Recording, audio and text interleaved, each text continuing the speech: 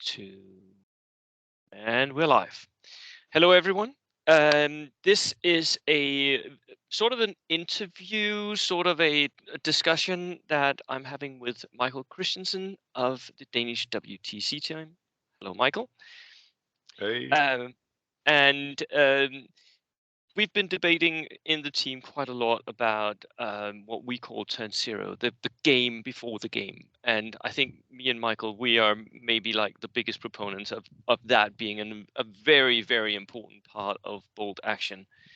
So this is what we're going to be debating today. And as per usual, I have made a small PowerPoint, which I am going to share.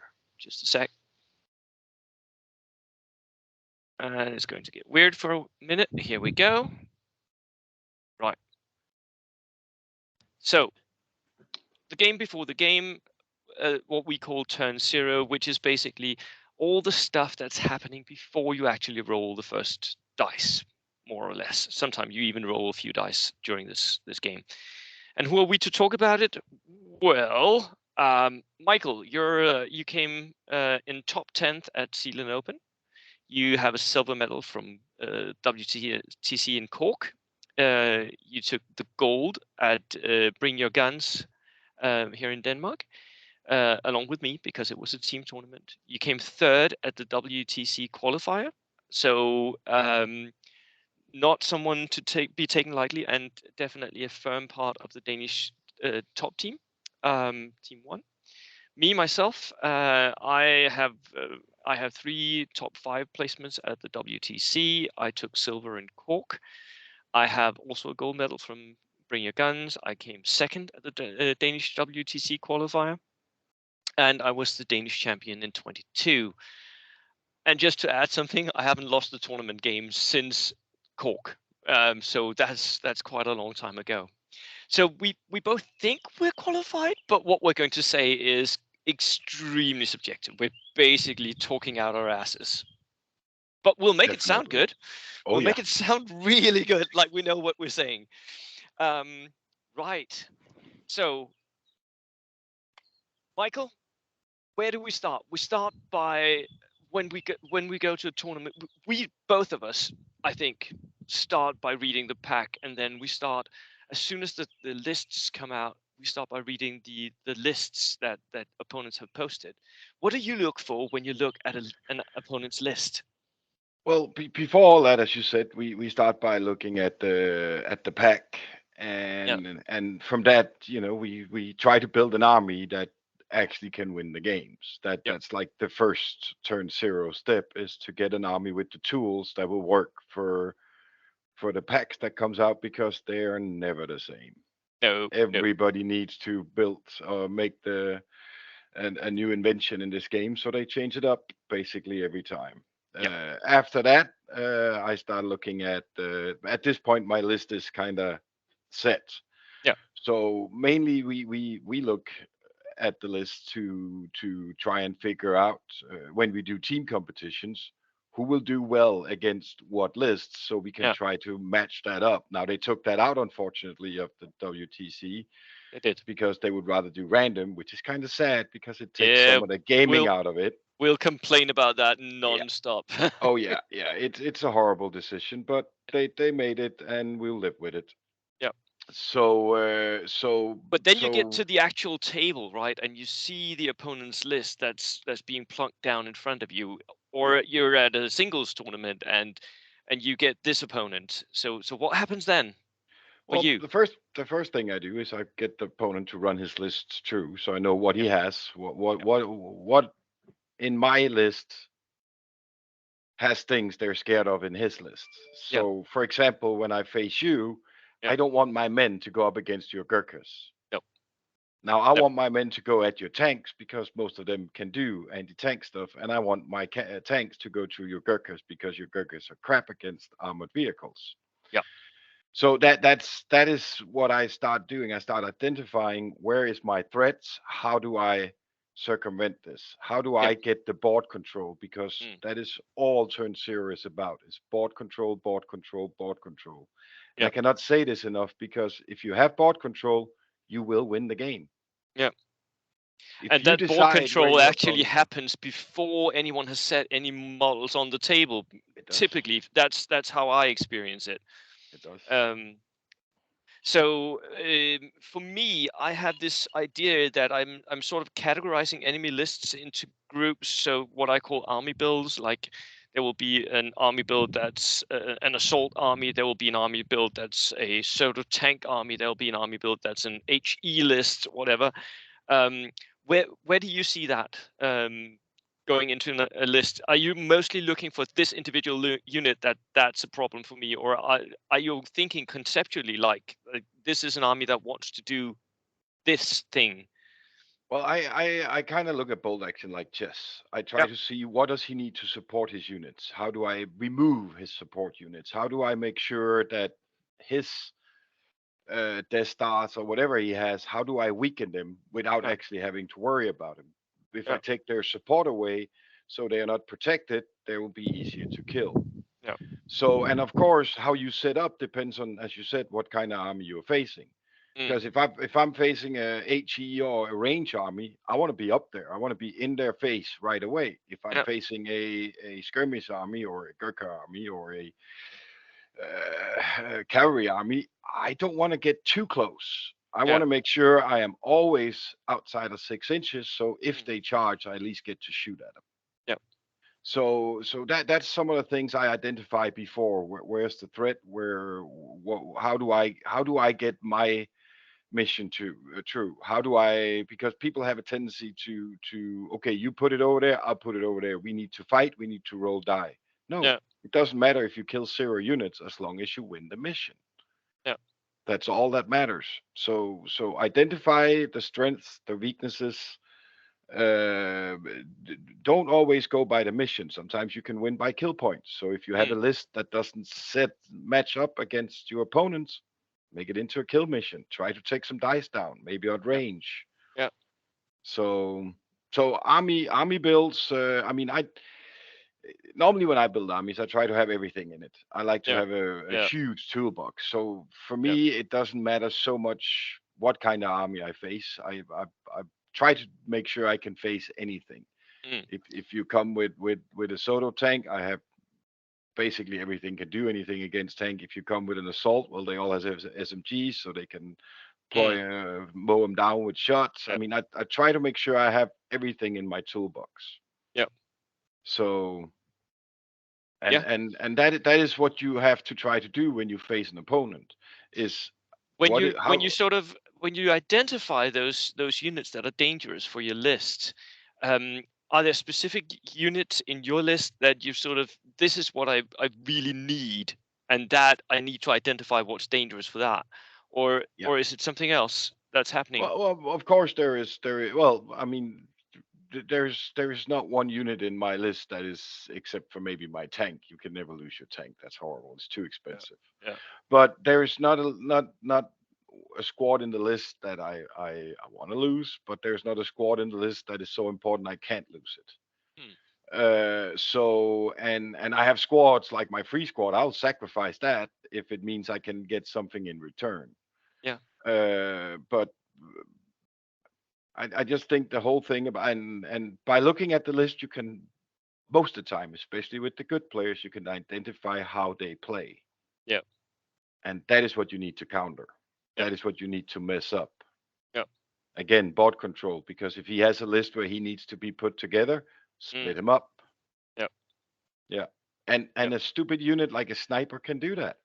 It's It all it can, takes. yeah, or a multi rocket launcher, Or multi rocket launcher. a Nebelwerfer perfect for splitting up the enemy. If Yeah, yep, yeah, just plunk it down early and yeah, watch them scatter away from what you can see. yeah, Right. Um. Okay. So now we've imagine everyone that we're at the table. We've looked at the enemy's list. We know what they're going to do.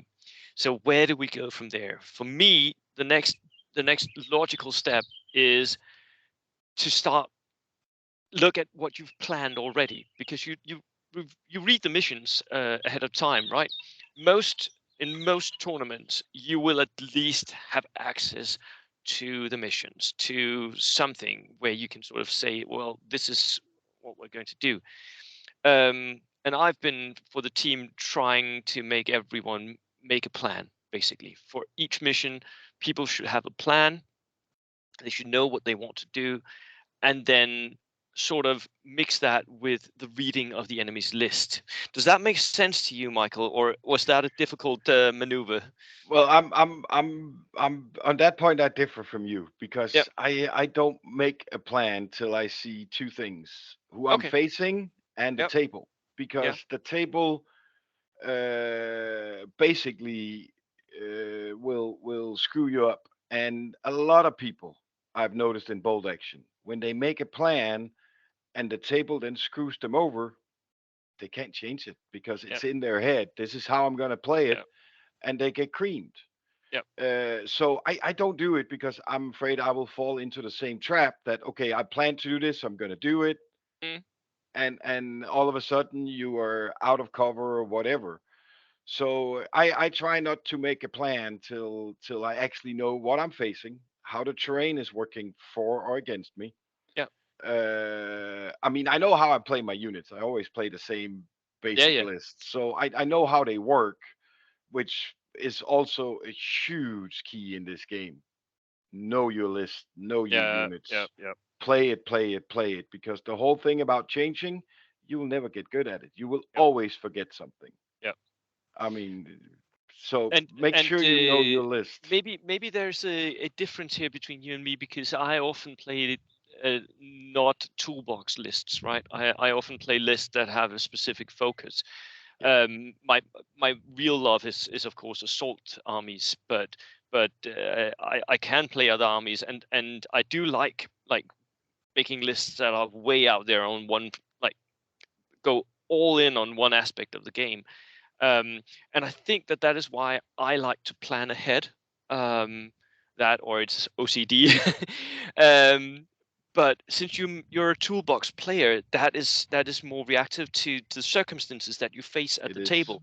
I can Um, do everything. I can play assault with my list. I can yeah, do the distance. I can yeah, tank hunt where you have one tool, yeah, forward march kill.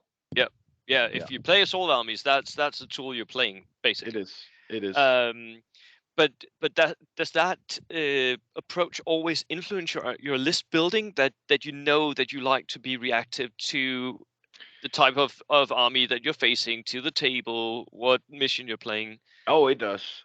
Yeah. It does. I like to be able. I mean, I've played the list where I try to be more specific to my gaming style than I played against Fia's stupid Polish shit ass army. Yeah. And I mean, I cannot Michael beat it. Phi brings lancers. Yeah, I cannot beat it. He has too much recce. Yeah. I cannot stop it Yeah. with my regular builds. Mm. So I try to extend on my build to a point where basically I think I have a chance against all lists. Now Yeah. I'm not specifically great against any one list. Like Mm. if you can get anything that wants to go into fight you close up, you will run right over them. I don't care if it's the Japanese or whoever it is, Mm. unless you roll really crappy. But if you roll the way I think you should think Yeah. by mathematics and odds, Yeah. you will win those matches every time. Mm. But I think my list is built it's able to do everything by Yeah. again building it up like kind of like a chess pieces where this unit has to support this unit, has to be Mm. protected by this unit. So they come in kind of like a formation where they go together. Mm. If they get split up too much. So for me, I always just ignore the multi launchers. I'll take the hit. I can't help Yeah. it. Yeah. Screw it. It's 17%.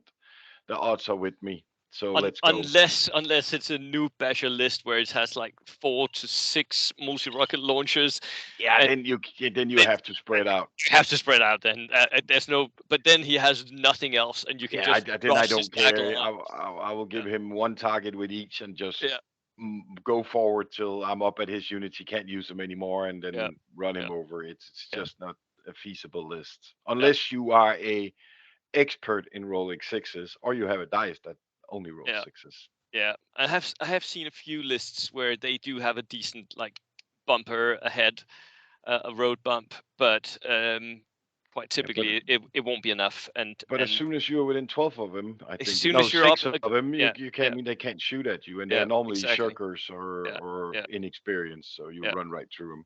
yeah, Yeah. right. But that also means that your plan for, because I will most of the time have in my head, I will have a plan for how I want to deploy, what I want to have in reserves, what I want to have outflanking. Um, do you make that plan as well, or do you always do it on the spot? Well, I mean, I built my lists always with already knowing when I build my list what's going to be on the table and what's not going to be on the table. So reserves and Uh, outflankers are decided beforehand. basically, Yeah, and I very seldom outflank. I think yeah, it's a useless tool yeah, yeah, because it is you put a unit up, you put it on ambush. You know what? You have a jeep with a flamer and outflank. Yeah, you ain't gonna run into 10, yeah, 12 shots. yeah, So you're just sitting there and trying to get in. You have to shoot at that unit. So no, I don't really use outflank. yeah. I don't think it's a great tool in this game. It's too easy to stop. And we say this. I agree with you completely. But I'm saying this even though I know I have lost tournament games in the past to an outflank. That was exactly that, one flamer in a jeep. Yeah. But more on that later. We will be addressing a little bit more on outflanks. What about objectives? For me, I often have a plan for objective missions, how I want the objectives to sort of be placed on the Yeah. board. Yeah. Do you I do that? don't.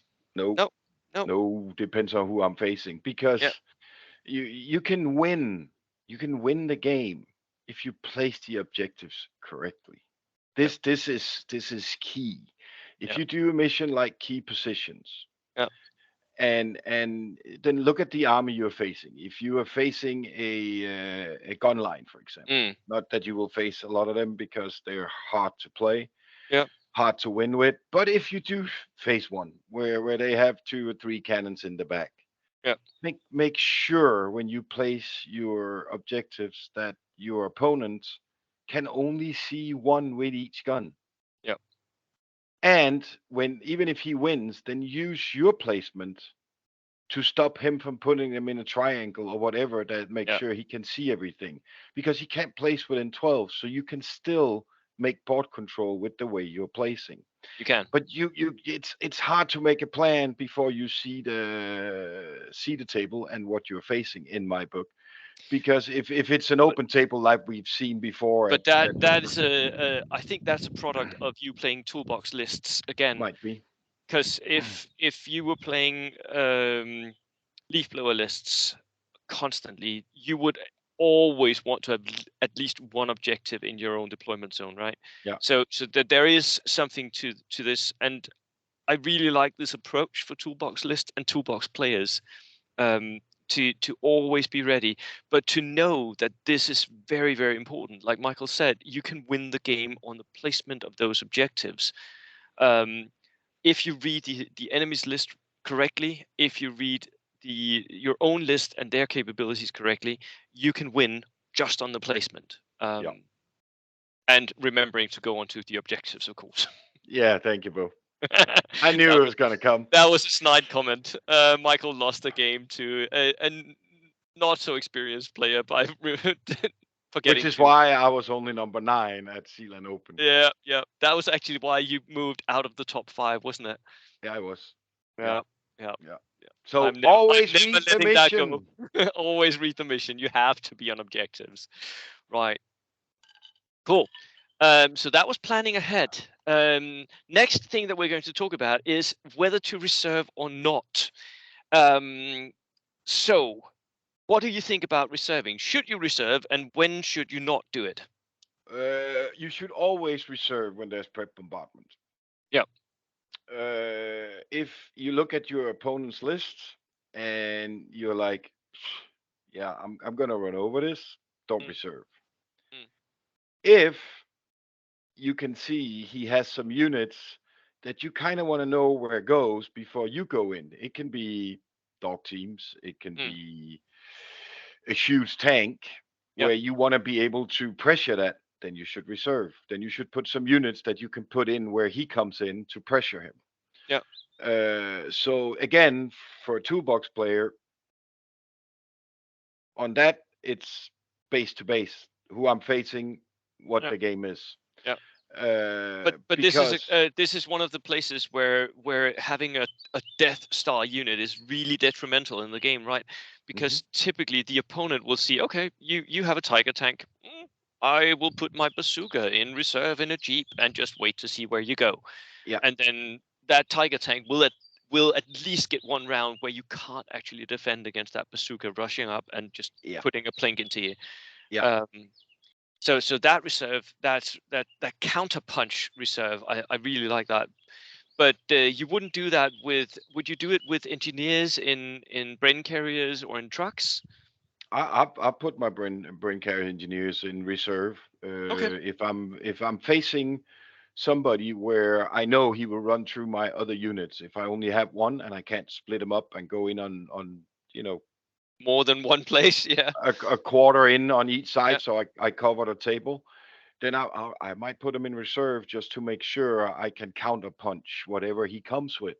mm, Again, because like the game I played at Qual with Mark, where yeah, the TO, who doesn't know the rules, even though he's the captain, makes a horrible call, which yeah, kills my steward, yeah, which again does that. Now I have no defense. mm, His after that his tank runs rampant. It's over at that wrong TO call.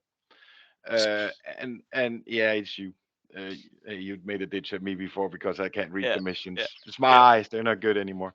yeah, And so I will put things in reserve because mm, that one unit when I faced Paul at the first VTC I was in, which was yeah, the game I lost. yeah, I had a dog team and my free squad that locked down his 285 point tank. yeah. It could not move, and I was just standing there so I could run rampage and everything else. Now I couldn't roll. I did the usual rolls, which it doesn't matter how many shots you have with your flamer and your Death Star engineers, which I was running back then. If you can't hit, you Not can't if you win. roll ones or twos. Nope. Not in No Man's Land where it's a kill. So I Yeah, ended up losing 3-1 in kill dice because I just couldn't hit. yeah, But I locked down his tank with basically 26 points. mm, So that counter is really important. But yeah, if in No Man's Land, I very seldom have anything. I think yeah, yeah, that you come in first wave in No Man's Land, yeah, no bombardment. yeah, I very seldom have anything in reserve. It just goes in mm, because it's a kill mission, and I want my 1,000 points, 1,100 and something with the free squad. I want him on the table to fight. yeah, yeah, And I will just, if I need to and he doesn't have multi launch whatever, I'll just bunch him up in the middle and then spread out from there to yeah, where I need to go. yeah, Because 2 turns where you have 200 or 300 points sitting behind your deployment zone who can't do anything, mm, and the other guy puts everything in, you can get a good whooping before yeah, turn two, and then you have to roll. You fail, oops, now we at turn three. I mm, I, I played where was against Via at our call, yeah, where I had units that came in turn six. I had 2 units that didn't come in till turn six. yep, So right, yeah, that matters. It really does. right. Okay, I'm Michael, you just had a gonna be yeah, the you chicken have in the a oven. Hang on. kitchen emergency. So Michael is just going. While he does that, I will just talk about um right what we see when we see people reserving, and where I think that it makes sense is if you have units that are dedicated to that reserve. So if you have full strength units, because full strength gets to re-roll to come onto the board, or if you have regulars or veterans, typically I won't use or see inexperienced units in reserve because they, unless they're full strength, are very unlikely to actually come onto the board. And it's also very, Okay, very I'm back. mission dependent. So there are a lot of missions where I think both you, Michael, and me, there are a lot of missions where we just simply won't reserve anything. If we can put it all on the board, we want to Yeah. do that. And the only thing that we will put in reserve or outflank will be dedicated to that job beforehand in Yeah. our list building, basically. I very often have my dog teams, even though they're inexperienced in reserve, because I have Yeah, three of them. One of them will come in, yeah. and they need to go in where the tanks are. If you put them in, you just don't get enough firepower against the tanks. Which sort of runs counter to what I was saying, that what we'll see in tournament meta is that people who are reserving inexperienced units are only doing so if they don't matter or if they have full strength. But did you listen to what Michael just said? He said, I will do it because I have three. So he gets to roll 3 times with his dog teams. He's very, very likely to get at least one of them to come onto the board. And it's 7 or less. So Yep. basically, I am at what, 55, 58% per Yep. roll, Yep. something around that. Yeah, Everything that will I happen do on unless there percentage. are Brandenburgers on the table messing up Yeah, with the yeah, reserves. yeah, That will happen. yeah. But one place where I think we both are in firm agreement that that's just where you reserve as much as you possibly can. That is when you're facing a British army with prep bombardment. Oh, hell yeah. Don't risk your vehicles to that. That is or small teams. Vehicles, small Nothing. teams. Yeah, Out they go. yeah. And it doesn't really matter. I'll only risk them in games where I'm like, this doesn't matter. This is not an important game. This is not a game that I want to win. I just want to see what happens. Let's have fun. Then I'll put them on the table. In tournament games, never, Oh, never, ever.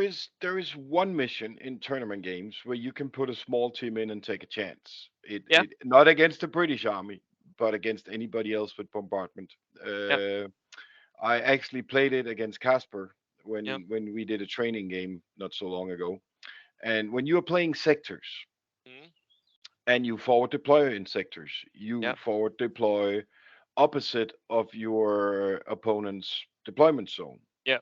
which So you're means he's doing neutral. the Yeah, same thing. So yeah, if you're facing a Brit, he will have his forward artillery, whatever, there. And it might actually be worth taking a chance, losing your sniper on that 17% again ooh, just to get that one kill. to get that. But that one Yeah, unit for most British armies, where he, especially with bombardment, you get bombarded, you get pins. yeah, Then comes the artillery observer, you get pinned. So you just rallied, you get another stack.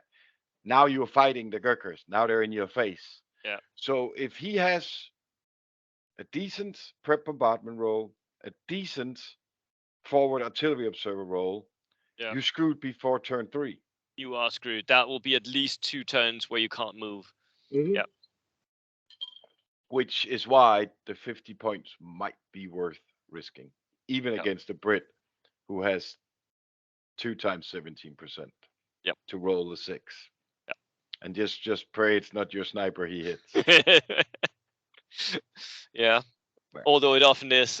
My experience is that if people take that chance against me, they often regret it. of course, but hey, you have to go by. Yeah, you I have to mean, go you by math. Yeah, I know. don't worry so much about winning and losing. What you should look at when you play these games is, how do I get better? Exactly. What mistakes did I make? Yeah. The dice doesn't matter. If you fail 10 rolls where you have a 66% chance or 67% chance, that's bad luck. You can't do anything about it. Yep. Yep. Exactly. It doesn't really matter with the rolls. If they fail, you might end up losing.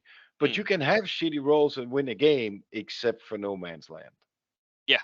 That is, and you are a living example of this. Michael, if you don't know, is famous for his bad dice rolls. He will, I mean, you can have 9 bomb dogs on the table and not a single one will hit on a 4+. So he's famous for that. But at the same time, you win almost all your games. So there is something to it. It's not the dice roll that determine whether or not you win. It's your moves. It's your plan. Turn That zero. turn zero. That is it. I would Right. almost say that turn zero is the most important turn in the whole game. Yeah. because Yeah. well, take our teammate Mark. Yeah. Sorry, Mark. Sorry to call you out. He We're just gonna plays. talk about Mark for a bit. He Mark he Mark is plays. yeah. He played last year's first teammate David Yep. in a game. Mark is playing the British. He's Yep. playing Paragurkas. Yep. He wants to go into close combat. Yep. He He does. takes two objectives and plays by the back line. Why? Yep. You're British. You want him in the center of the table, especially when you're facing a Japanese who wants to go in with regular units and fight you. Yep. That's your bread and butter. Yep. Mark is very lucky that they don't get to finish that game, or he will lose that game, and he Mm. might not even be on the team. Yep. But I mean, so turn zero is key to winning bolt action. It is very important. If you mess that up, unless you roll extremely crazy, you Mm. will lose that game Yeah.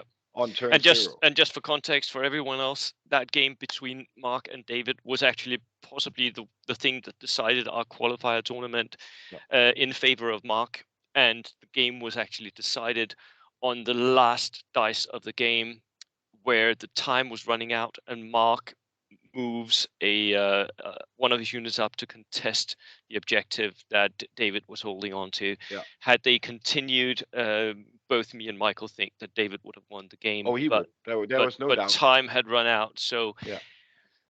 yeah, right. Next topic.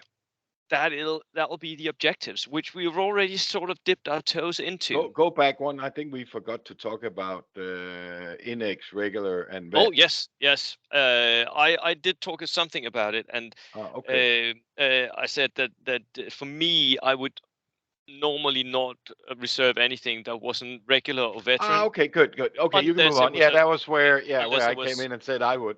yeah, unless it was full strength or Yeah. exactly like you did. Yeah. You have like several Well, tries to get them on. you can reserve your Inex lieutenants too because they get plus Yes, one, so they are at yes, 8. Yeah. yeah, Yeah. but that makes them really regulars for Yeah. that It does. It purpose, does. right? Objectives. So the main issue with objectives is, um, do you want them together? Do you want them split apart? Do you want them in deployment zones or in the center of the board? Do you want them to sit in terrain? Do you want to sit them in the open? And then finally, I have one thing that we need to talk about: doing a mark. Again, Hmm. reference to our teammate Mark here. We'll get back to that. So let's start with the first one, Michael. Together or split apart? What would you prefer? Does that depend again on the army you're facing? Totally depends on who I'm facing. Yeah. I mean, if I'm facing assault unit with my army, Yeah. I want them together, Okay. and I want that because my unit seems to be a little cheaper Mm, than these Gurkhas and so on. yeah. And if I can get up there and stand there and go on ambush and so on, I don't care if you come in. I mean, I'll give you 88 shots Yeah. with SMGs, Mm, 18 shots with a Stewart. But it totally depends on what I'm facing. yeah. So But then you would also, I think, you would also try to place them in area terrain if you of could. course, I want to Yes. hit at the same time as you, Yeah. always in terrain if Yeah. possible. Yeah. Or I mean, one of my favorite things to do when I place objectives Mm, is if I can place him in front of hard cover. So the hard cover is on my side and the objective is toward my opponent. So if he wants to stand on the objective, I get the cover, he doesn't. yeah. But within 3 inches of this hard cover, so I can stand up against it because if he shoots at me, well, I can just go down. Now he Mm, ain't getting any closer. If he runs at me, I can shoot at him. If he yeah. charges me, I get to shoot at him and hit him at the same time.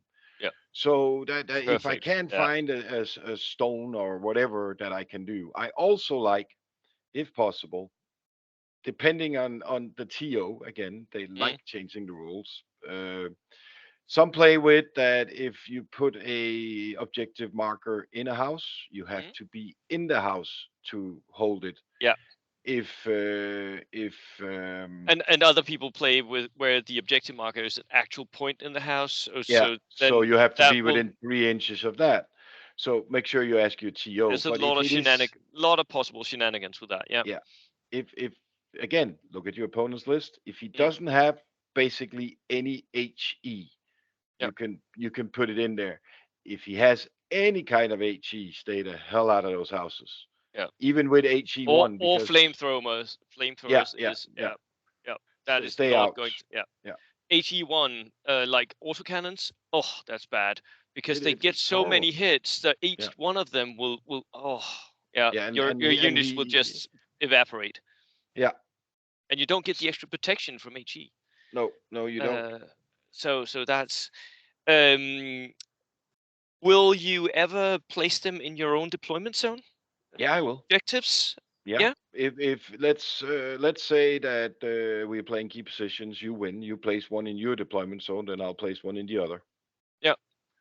Just to match up so that you're just to sure that match up. even So no doesn't matter which side you're going to get one of those oh, objectives. I Yeah. know I'm not going to win the role to choose sides, so I have to Oh, make sure definitely it's not. even. I mean, That will happen only like 5% of the time. Even exactly. though So it's I mean it's a 50-50 roll, so 5% is mm, right on the mark kind as of put expected. high. Yeah. Yeah, yeah, yeah, Yeah, no, I will. If he does that, then I'll do it too. We'll fight over the yeah, last two or three, whatever. If he puts another one in, I'll put one too. yeah, So then he can place the last one. Um, and there is people who will stack up a deployment zone. yeah. And we'll get to that Oh, in a second. Yeah. okay, okay. I'll wait with Because it. I wanted to weigh in as well because I have a typical placement and that sort of plays into what you just said with you would typically want the objectives to be together. Me playing as I do mostly assault armies, most of my army builds will want those objectives to be together too, like with 12.5 inch apart. The difference between me and Michael here is I will want my objectives to be more or less outside of terrain. I don't want them to be in area terrain. I want to be able to charge from one objective to the other.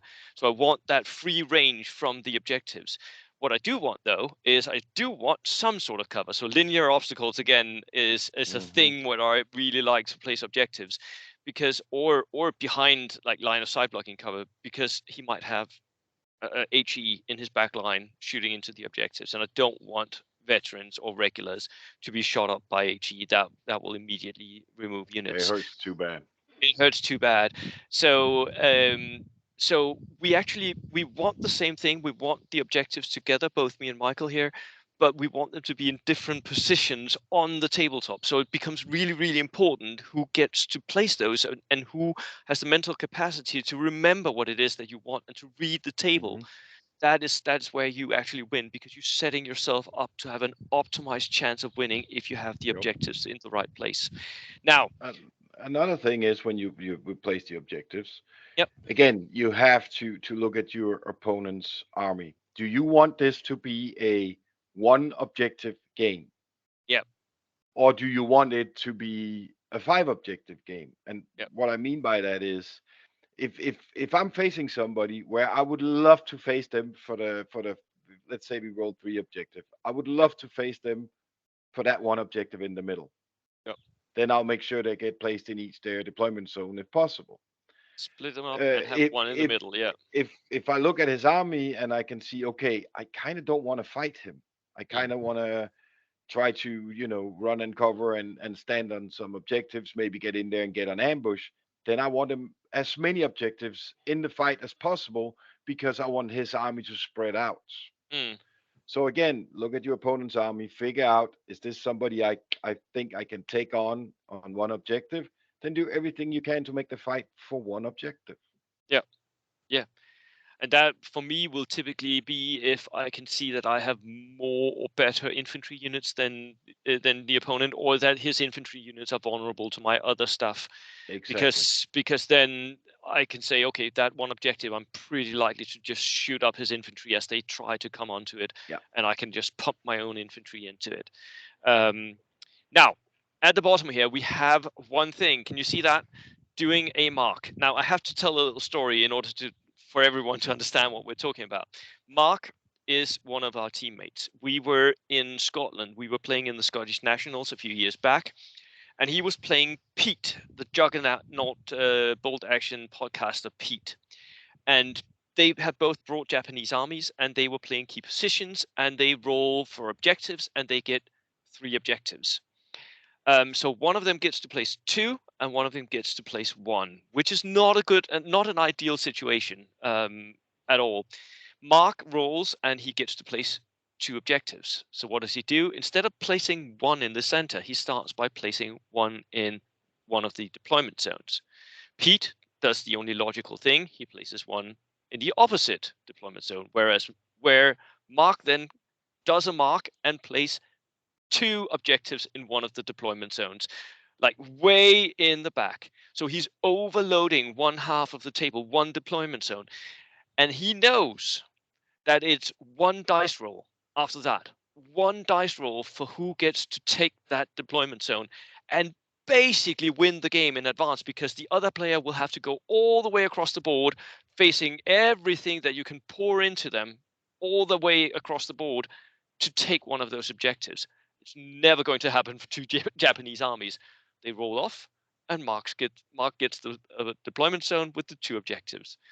Pete knew he had lost that game before they had rolled more than 1 dice, and that is doing a mark, and he has done it other times as well. When he knows that he is pretty likely to lose the game, he will just say, well, I can do this as a 50-50, and then he tries to get that 50-50.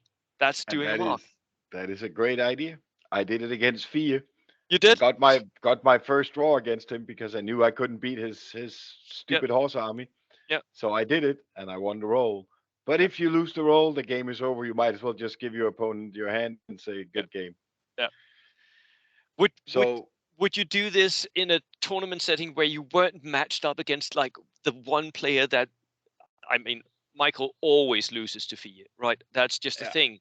draw, Um, draw, draw. so you Two or did it. three draws now. Uh, I have you two or did three it. You draws. did it. I've You never did it won. only to make sure that you could try and get that draw. Yeah. Would you do it I tried against to other get the win, players? but Yeah. Would you do it against any other players at any point? yes. Yeah. But it would be when I look at the army, identify that okay, uh, I I I can't win this. I cannot go through this in any way. He Mm, will run circles around me with his army, which I don't really think that Thea's horse army will do that with the new list I've made. I would very much like to try it. yeah. But I mean, if I'm up against a list where I just know this is screwed, Mm, uh, or if I came with the gunline list that I played with at Christian's tournament in Herning, yeah.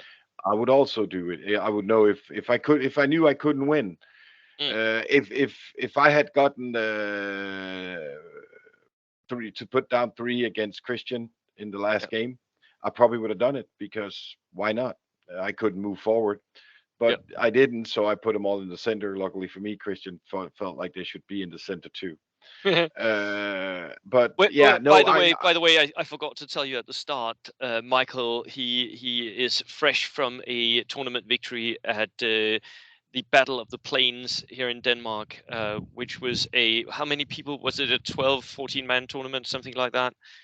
no, we were more. I think we got to 18.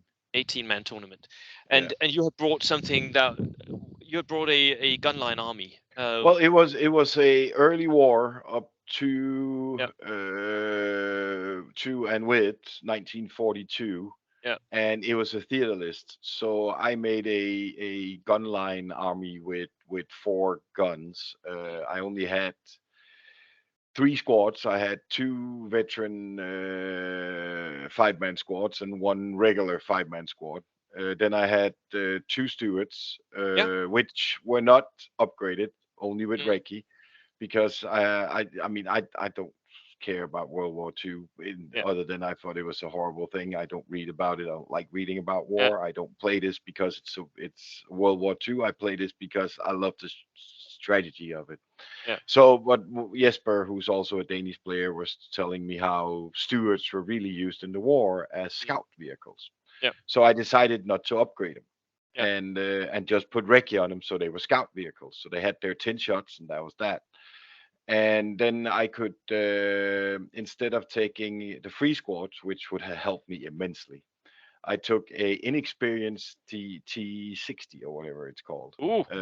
tank, Yeah. with two autocannons, because anything that could have HE had HE. I could, Mm. instead of upgrading my Stuarts, I gave my two engineer squads a bomb they could put on a house. It was a horrible bomb. I never used it, and it cost about the points that it would cost me to upgrade him. But Yeah. then everybody except for my boss had HE. Everybody Yeah. had it, Yeah. and that was the whole idea. Yeah. So, but it's don't build that list. You can't win Yeah. with it Well, normally. you did.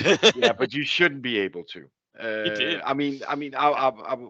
Most of the people that comes to this are fairly new, inexperienced, Or really, casual really, players. yeah, Yeah. willing to learn. Some would like to Yeah. be better and try to or become competitive, and they will. I mean, shit, I got whooped the first 2 years I played.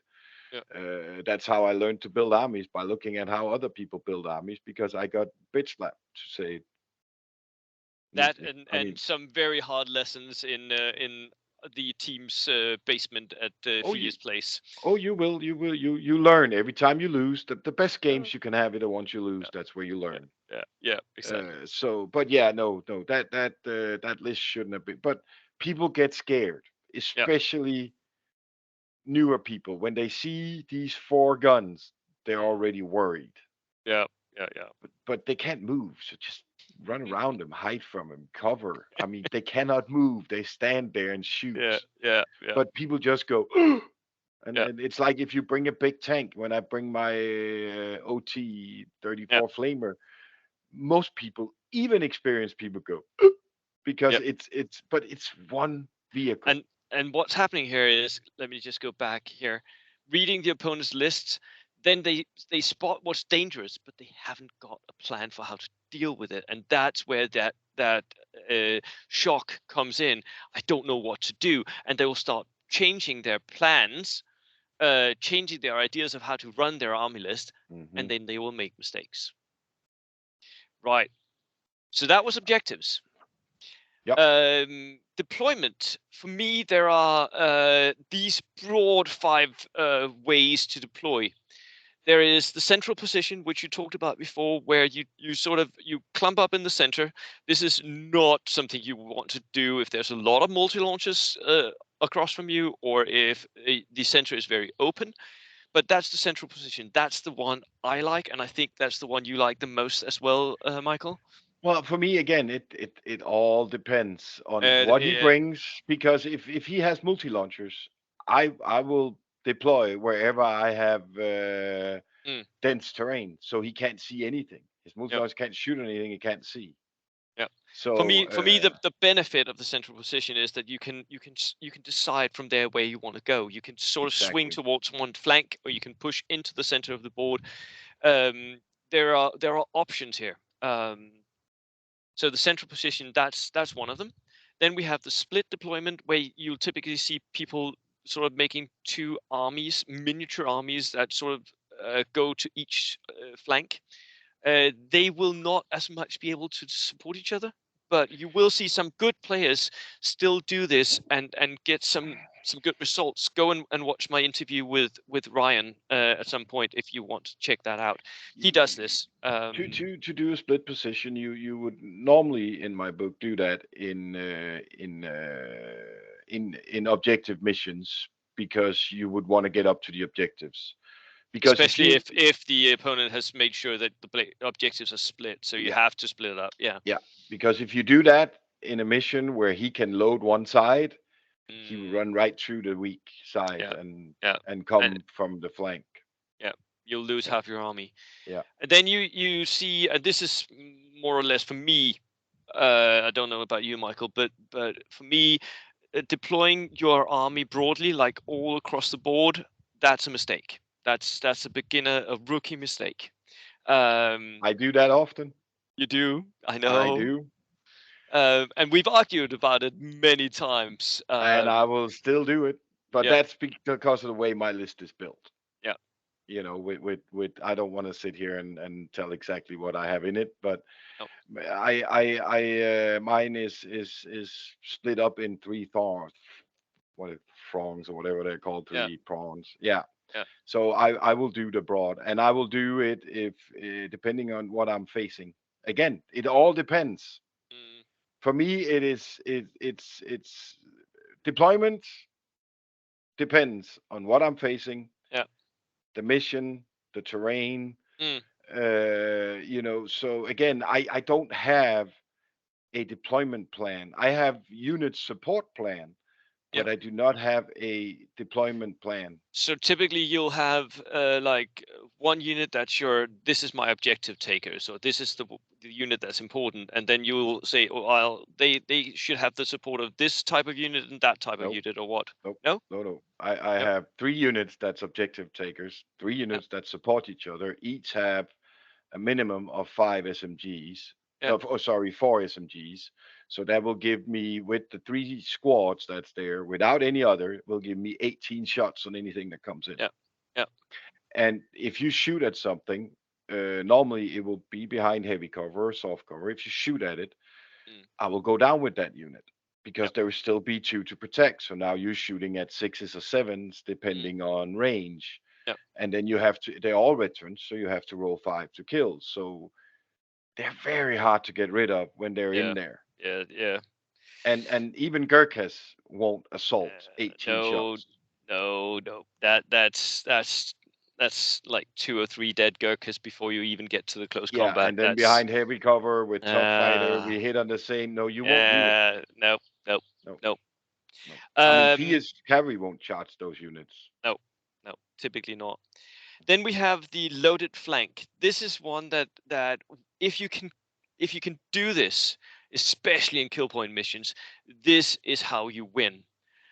I'll just say this straight up, and you can disagree all you want to, but for me in kill point missions, if you're able to, because of the draw of the dice or because you have got a lot of stuff that's not consequential, or because you have a lot of stuff that's very maneuverable, if you can push your whole army into one flank of the enemy's army, like 80% of your army hits 50% of his army, you will win.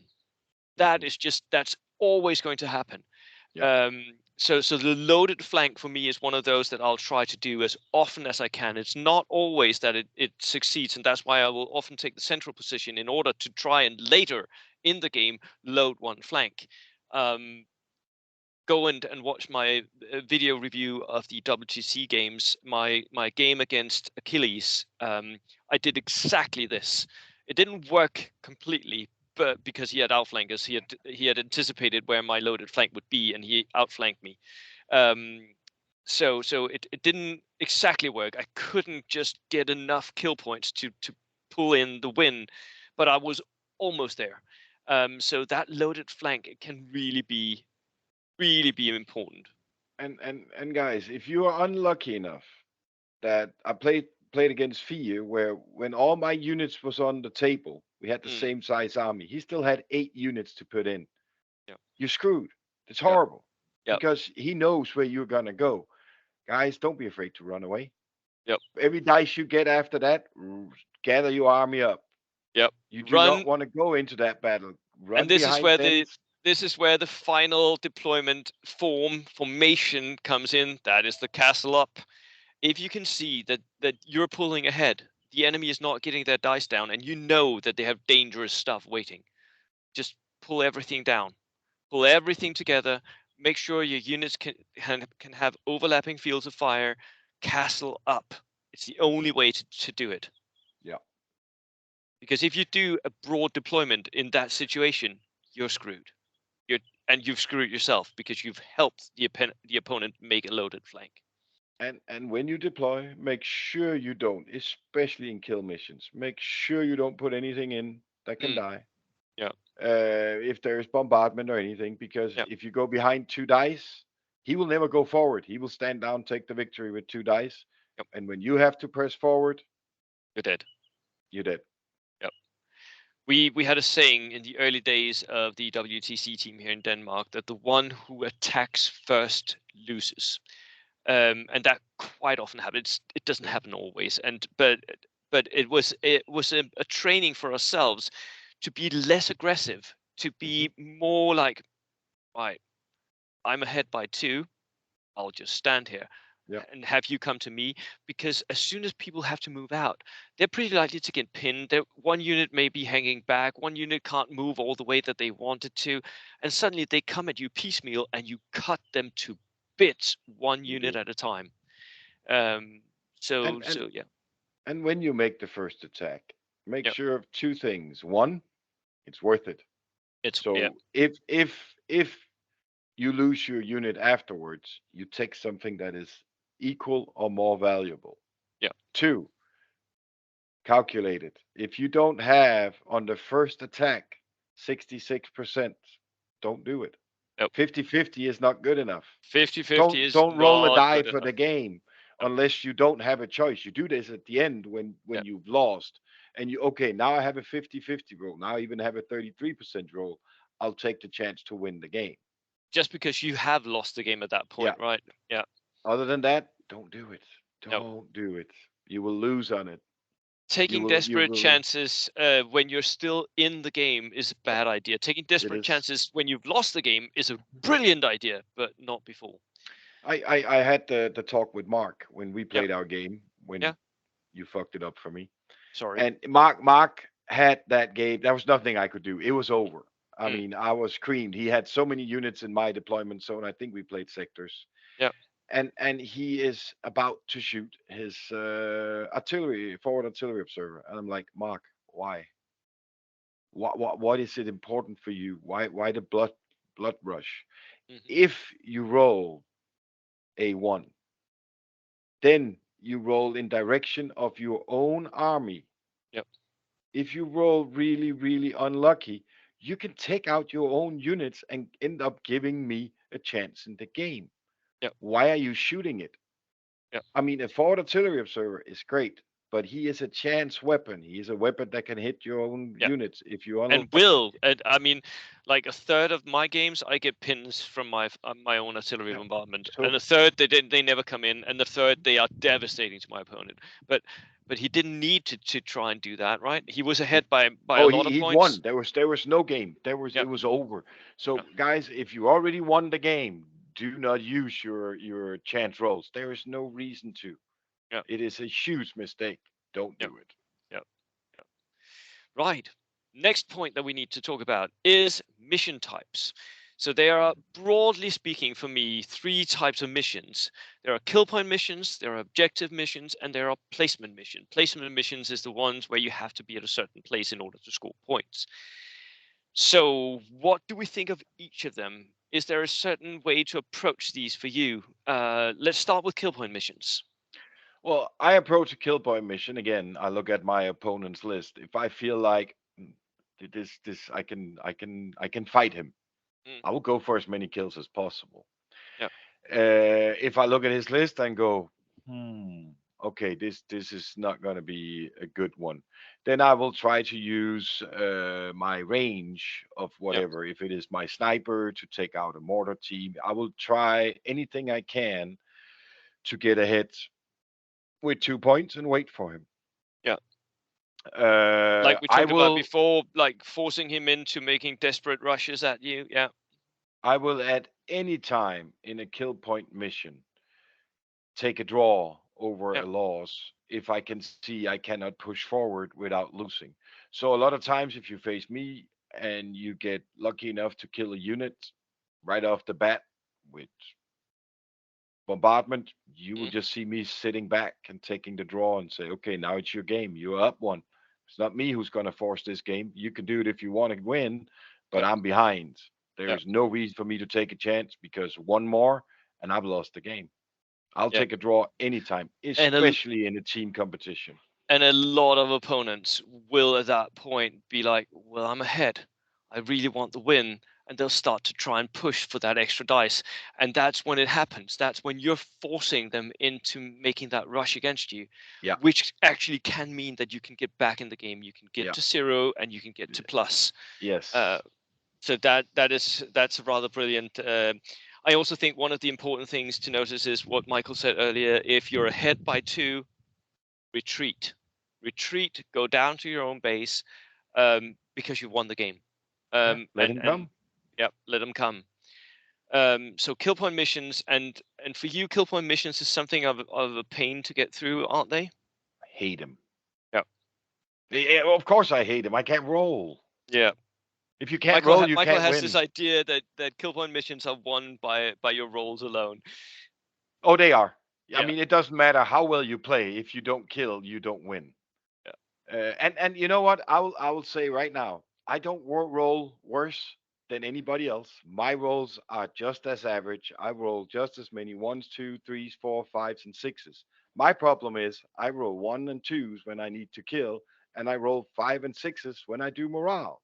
So it's not that I don't roll them; I just roll them at the wrong time, yeah, which is how two veteran squads can sit out yeah, together in 11 turns, one in five and one for six yeah, because I rolled five and sixes on morale. yeah. So, and the lesson there is don't reserve, don't outflank. Yeah, yeah, basically. Let it all die in bombardment instead. Yeah, just put it in. Just put Yeah. it in and let it die. What So, about but yeah, no. objective missions? Anything you want to add about those? Anything you feel like we haven't covered already? Because we've talked quite a lot about objective missions, See, haven't I we? love objective missions because objective missions are won on tactics. Yeah. Objective missions are won by the player who does it the smartest, who plays the best. Not Mm, by rolls, not by anything else, because you can outsmart your opponent in that. yeah.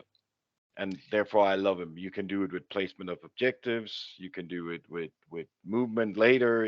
Yeah, How you utilize the terrain on the board as yeah, well yeah. is it It becomes it really is important. it is So by far the best missions. it's way more tactical. Hmm. Yes, I agree.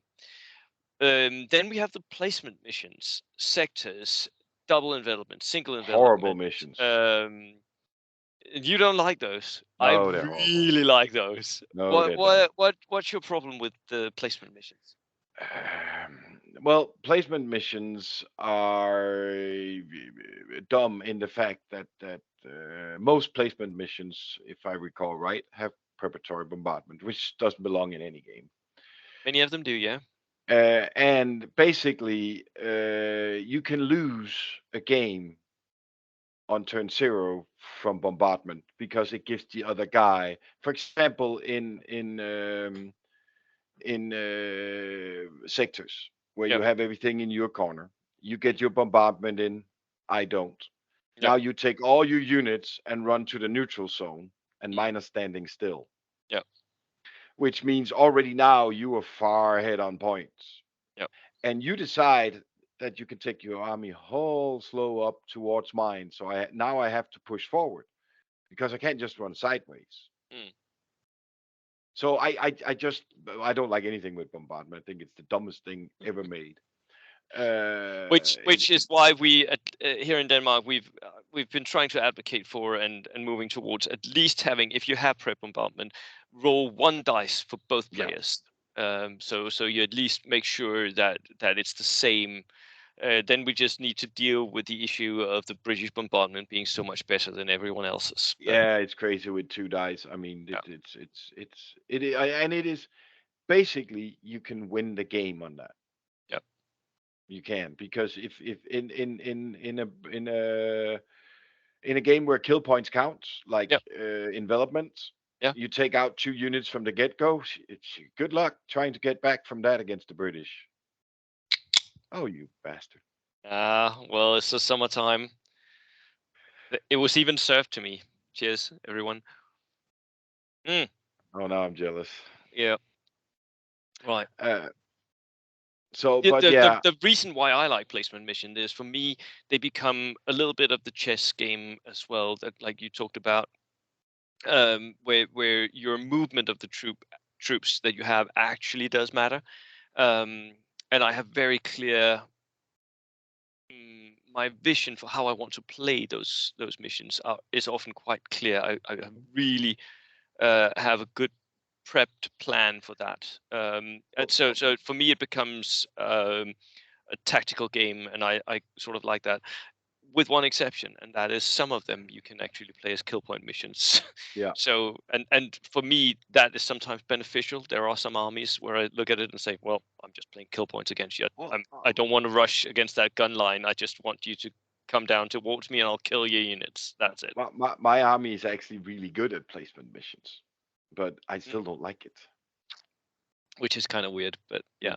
Mm. I just think and I think they favor certain armies, like Yeah. which is why you see a lot of good players play assault armies. Is because all the placement Yeah. armies is heavily favored to assault armies because you Yeah. cannot avoid war if you want to win. Yeah. It's impossible. Yeah. So you cannot stand with a gun line in the back and shoot because you don't get any points in your own deployment zone. Exactly. Yeah. So yeah. And you can say this with each of the mission types. Actually, kill point missions favors units that can reach out and delete units. So stewards are really good in kill point missions, for instance, right? Yeah. Um, Mortars can be really key. Snipers can be key. Um, Assault troops can be key if you can get them to connect. Hmm. Objective missions, forward deployers is a real thing. If you can get your troops up on those objectives quickly and then go down on the objectives in cover, you have a real chance of winning. And Yeah. placement that favors quite often favors assault armies or armies that has a lot of vehicles and a lot of recce. Um, Hmm. that Yeah. Reiki is great if I have it, not if other people have it. So guys, stay away from Reiki. Don't Yep, ever take it. yep. Only mine. And that brings us to the end of our discussion here. Michael, here at the end, is there something that you feel like we haven't talked about with turn zero? Because we quite often, when we're at the team, we actually train this in like We different do. aspects of it. So we'll have team meetings where we go over lists and train, like looking at a list and identifying threats and identifying how you would want to play against, how you want to deploy against certain lists. We also always talk through the missions. So that's another sort of our training session where we talk through the missions. What do you want with this mission? How do you think you would play it? And then finally, we quite often do turn zero trainings where we actually do deployment, sort of talk through this is how I would deploy. You're given, and I've done this on the channel as well. You're given a board, you're given an opposing list, and then you just set out what's my deployment. So we train all of these aspects that we've talked about, and that was why Michael actually, when I told him that I wanted to interview him, then he was like, "Can we please talk about Turn Zero?" Yeah. Um, so Well, I love turn zero. I honestly do think turn zero is the most important turn in the game. mm, It is where you win or lose this game. yeah, And if we want to go over some key points just to yeah, iterate it, figure out the strengths or weaknesses of your opponent's army. yeah, Figure out how do I place the objectives, or what do I keep in reserve? What do I need to because the things you keep in reserve should not just be to keep things in reserve. There should be a plan with it. yeah, Why am I keeping these units in reserve? Well, in bombardment, it's because they might die. yeah, But this is because, like, for example, like I said, I put 3 inexperienced units in mm, reserve, which is basically crazy. Nobody yeah, ever does that.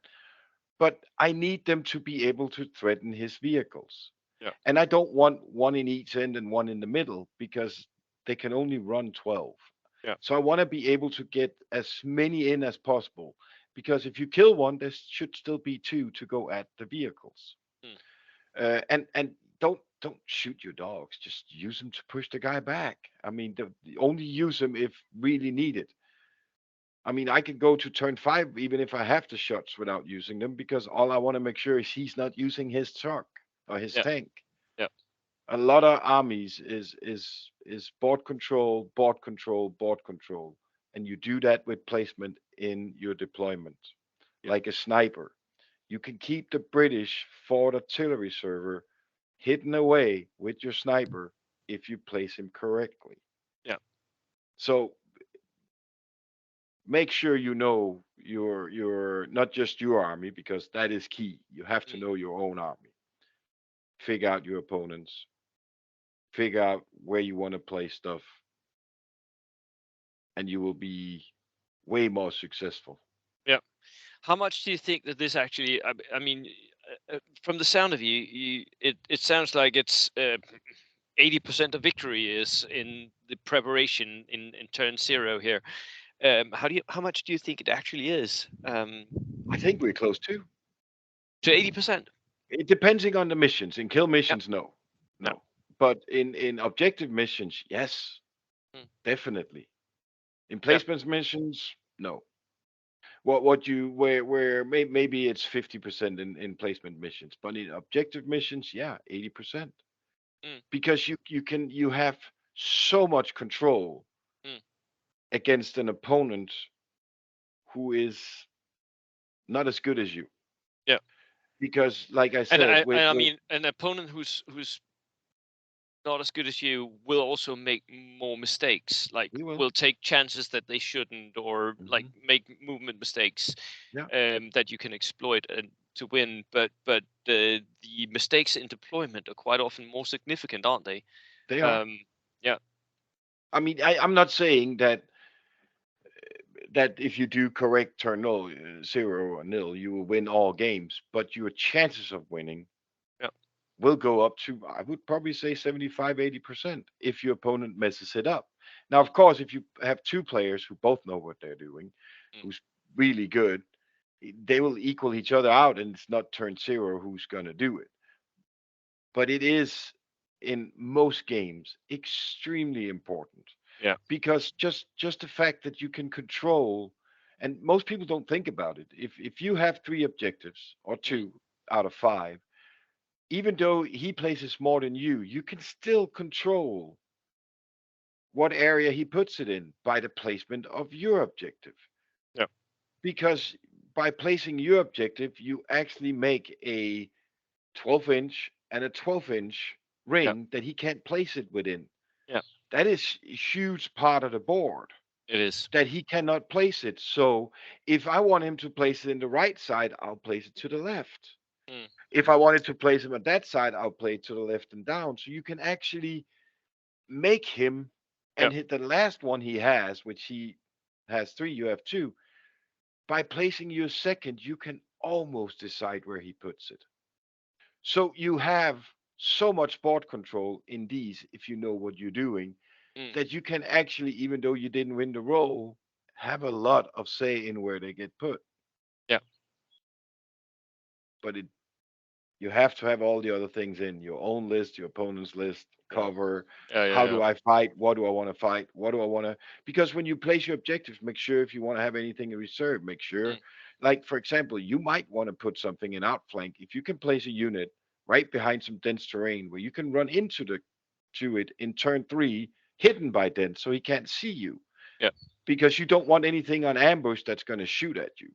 And he's not going to run on the other side, because then you're going to shoot at him with everything first. He's going to Yeah. hide behind.